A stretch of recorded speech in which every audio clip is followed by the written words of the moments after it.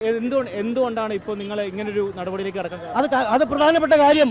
അതായത് major arch bishop, നമ്മുടെ zero Malabar സഭയുടെ അധ്യക്ഷനായിട്ടുള്ള മേജർ ആർച്ച് ബിഷപ്പിന്റെയും അതുപോലെ തന്നെ നമ്മുടെ രൂപതയുടെ അപ്പസ്തോലിക് അഡ്മിനിസ്ട്രേറ്റർ ആയിട്ടുള്ള ബോസ്കോ പുത്തർ പിതാവിന്റെയും കൽപ്പനകളെ ഇവരിന്ന് കത്തിക്കുമെന്ന് പറഞ്ഞിരിക്കുകയാണ്.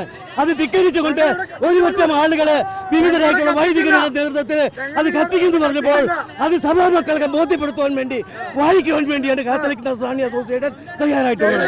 അത് ഈ ഇടയലേഖനം വായിച്ച് ഞങ്ങൾ അതിനു വേണ്ടിയിട്ടാണ് വന്നത്.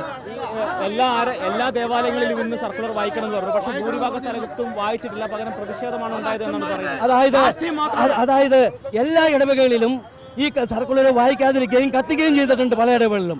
എന്നാൽ കാത്തലിക് നസ്രാണി അസോസിയേഷന്റെ നേതൃത്വത്തിൽ വിവിധ പള്ളികളിൽ, നിരവധി പള്ളികളിൽ ഈ സർക്കുലർ വായിച്ചിട്ടുണ്ട്. അതിന് മൊത്തത്തിൽ രൂപത മൊത്തം ഞങ്ങളുടെ അടുത്ത് ഇവിടെ ഒരു പ്രോഗ്രാം ചാർട്ട് ചെയ്തെന്നുള്ളൂ. ഇവർ 15 ഞങ്ങൾ 1600 അളവക്കാരുള്ള എടപ്പള്ളി പള്ളി ഇടവകയിൽ ഒരാൾ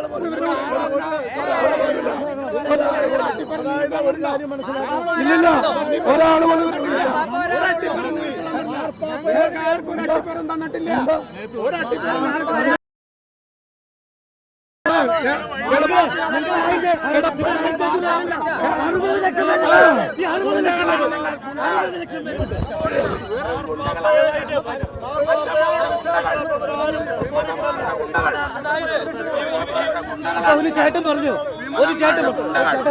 ഒരു ചേട്ടൻ പറഞ്ഞത് 1500 വരുന്ന ഈ സഭയിൽ ഏതാണ്ട് 55-60 ലക്ഷം ആൾക്കാരുണ്ട്.